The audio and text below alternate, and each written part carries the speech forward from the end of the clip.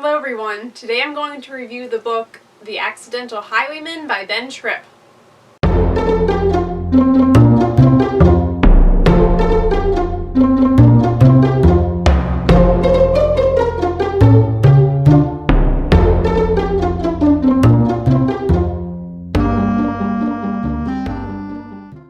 Alright, so this was the first book that I read for the Reading Rainbow Readathon.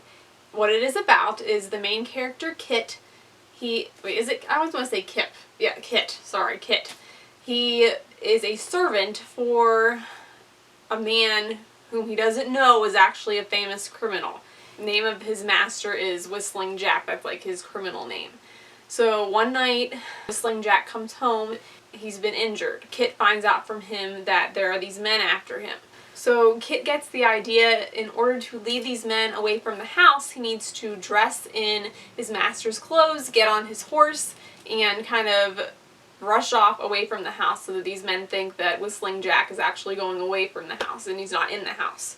So Kit manages to do this. He gets on the horse, he rides off, and he leads the men off of his trail. Well, Kit comes back to the house and he finds out that his master has died while he was away.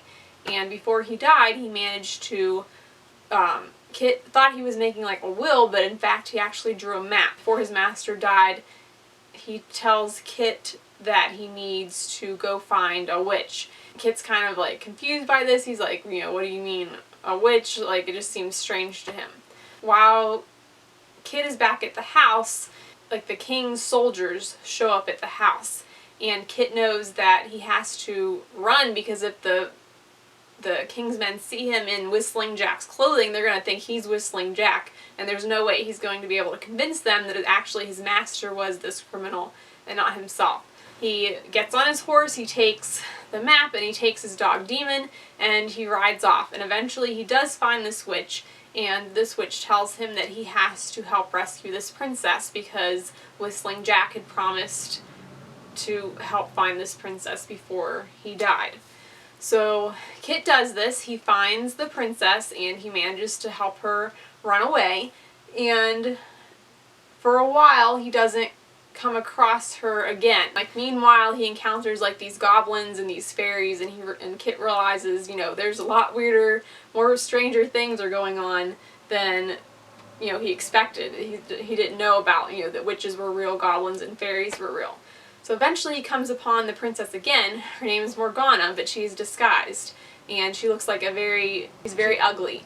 And first he's kind of shocked by seeing her, and he kind of is a little bit rude to her because he doesn't know it's the princess. Well, later he comes upon her again, and these soldiers are picking on her, and he kind of sticks up for her. Well, then Morgana reveals that she's actually not this hideous, lady. It's actually her. She was in disguise. Morgana the princess is interesting. She is half human, half fairy, so she has like certain powers, but she doesn't have like full-on powers that a fairy would have.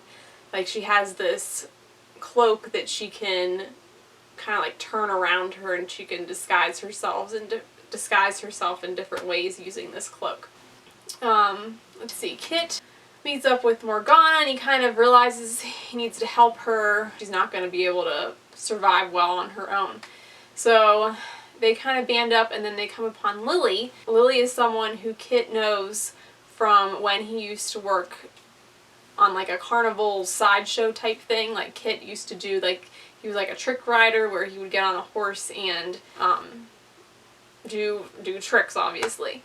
Well, they come upon Lily, and Lily's very upset because the man she was supposed to marry, as he wants nothing to do with her anymore. So they help Lily find her uncle Cornelius, who years before they kind of had a fight, and Lily ran off, and Lily hasn't seen him since then. So they get to Uncle Cornelius's house, and Uncle Cornelius doesn't recognize Lily because he's older, and it sounds like he has like dementia or something, so he doesn't know that this is his niece. Kit is still on the run from the king's men, and Morgana is also on the run because she has run away from like she was supposed to marry someone and she doesn't want to marry this person. So throughout the novel, they're constantly being chased by people. And when they get to Uncle Cornelius's house, they realize that they can take this carriage that he has. Well, they get on the carriage and Uncle Cornelius says, "Hey, I'm coming too." Even though he doesn't recognize Lily, he wants to run away as well because he thinks these servants are like holding him captive in his house. Alright, so I feel like once all of these characters are together, Uncle Cornelius, Lily, Morgana, and Kit, that's when the story really starts picking up. And that's about 160 pages into this book. I think the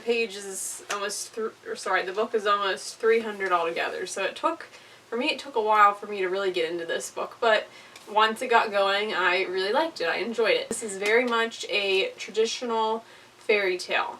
On the dust jacket, it's described as being kind of like The Princess Bride or Neil Gaiman's Stardust, which I've read Stardust, and I would agree that if you liked that book, you would definitely like this one as well. One of the problems I had with this book goes along the lines of it being a very traditional fairy tale. Not many like new things were added to the genre. It just kind of was like your traditional, behavior of witches, how goblins act, how fairies act. The woman that's going to be the main villain in the books, I thought she seemed really neat. She's like, describe her as like a pirate, and I think she has green skin and like an eye patch, and they point out of course it's strange for that time period, but she's wearing pants. So she's kind of like a pirate, but she's not a pirate on the ocean. It's like she's a pirate of the skies almost.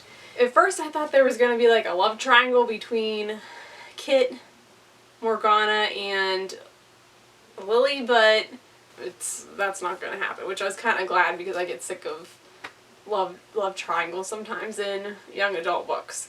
Like I said before, like not a whole lot of new things were added yet. Like I see potential in the next books. Apparently it's going to be a trilogy, so there's going to be 2 more. So I think it has good potential to be a good series, and I will be reading the next book. So let me know if you also read The Accidental Highwayman, what you thought. Bye!